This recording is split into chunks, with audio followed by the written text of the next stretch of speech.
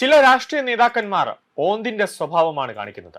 കാരണം അധികാരം കിട്ടാൻ വേണ്ടി എന്ത് വാഗ്ദാനവും ജനങ്ങൾക്ക് നൽകും.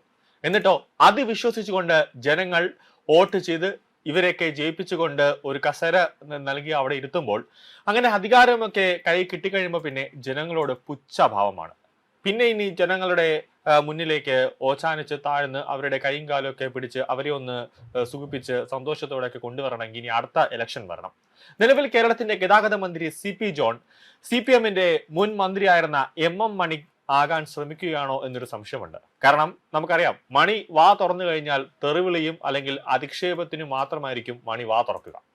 ആ ഒരു പാതയിലേക്കാണോ CP ജോൺ പോവുക എന്നൊരു സംശയമുണ്ട്. സ്വാഭാവികമായി CP ജോണിനെ അടുത്തറിയാവുന്ന പലരും പറയുന്ന ഒരു പ്രധാനപ്പെട്ട കാര്യം ഇത്തിരി അഹങ്കാരവും തലക്കനവും പിടിച്ച ഒരു വ്യക്തിയാണ് CP ജോൺ എന്നുള്ളതാണ്. അത് യഥാർത്ഥത്തിൽ ഒരു 95% സത്യം തന്നെയാണ്. ഒരു സർക്കാരിന് എന്താണ് പ്രധാനപ്പെട്ട ജോലി?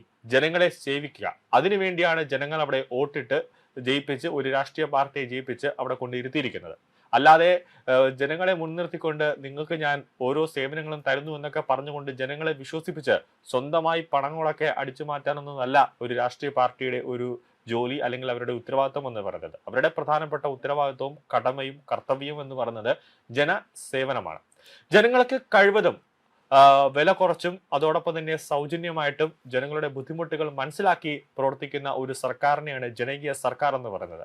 അല്ലാതെ വോട്ട് കിട്ടാൻ വേണ്ടി നിങ്ങൾക്ക് നമ്മൾ അധികാരത്തിൽ വന്നു കഴിഞ്ഞാൽ ഒരു സൗജന്യമായിട്ട് തരും എന്നൊരു വാഗ്ദാനം പറയുന്നത് അത് എല്ലാ കാലത്തും നടക്കുന്ന ഒരു കാഴ്ചയാണ്. KSRTCക്ക് തന്നെ സൗജന്യമായി സർവീസ് കൊടുത്തപ്പോൾ കുറച്ച് വിവരമുള്ളവർ പറഞ്ഞതാണ് അങ്ങനെ കൊടുക്കരുത്, വോട്ട് കിട്ടാൻ വേണ്ടി KSRTCയെ തകർക്കരുത്. കാരണം അവിടെ ഈ KSRTCയുടെ ശമ്പളം ആശ്രയിച്ചുകൊണ്ട് ജീവിക്കുന്ന അല്ലെങ്കിൽ പണിയെടുക്കുന്ന ഒട്ടനവധി ജീവനക്കാരുണ്ട്. KSRTCക്ക് ശമ്പളം കൊടുക്കാൻ ബുദ്ധിമുട്ട് വന്നു കഴിഞ്ഞാൽ അത് ജീവനക്കാരെയും ബാധിക്കും, പെൻഷൻകാരെയും ബാധിക്കും.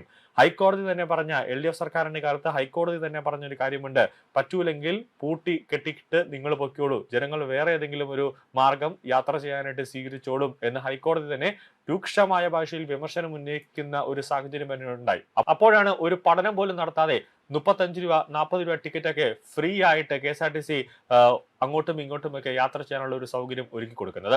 അത് KSRTC സ്വന്തമായി തന്നെ കുഴി തോണ്ടുകയാണ്. 2 മാസം കഴിഞ്ഞു CP ജോൺ എന്തെങ്കിലുമൊക്കെ ഒരു നീക്കം കൊണ്ടുവന്ന് ഈ സൗജന്യ സർവീസിന്റെ ബദലായി എന്തെങ്കിലും ഒരു മാർഗം കൊണ്ടുവരും എന്നൊക്കെ സർക്കാരോ അല്ലെങ്കിൽ ജനങ്ങളോ അല്ലെങ്കിൽ KSRTCയിലെ ജീവനക്കാരോ ഒക്കെ കരുതിയെങ്കിൽ അത് തെറ്റി എന്നുള്ളതാണ് ഏറ്റവും പ്രധാനപ്പെട്ട കാര്യം.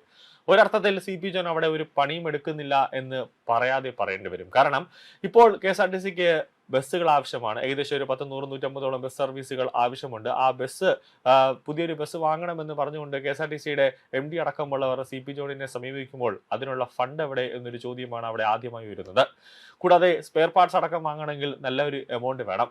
അതിനും എവിടെയാണ് ഫണ്ട് എന്നൊരു ചോദ്യവുമാണ് KSRTCയുടെ മുന്നിൽ നിൽക്കുന്നത്.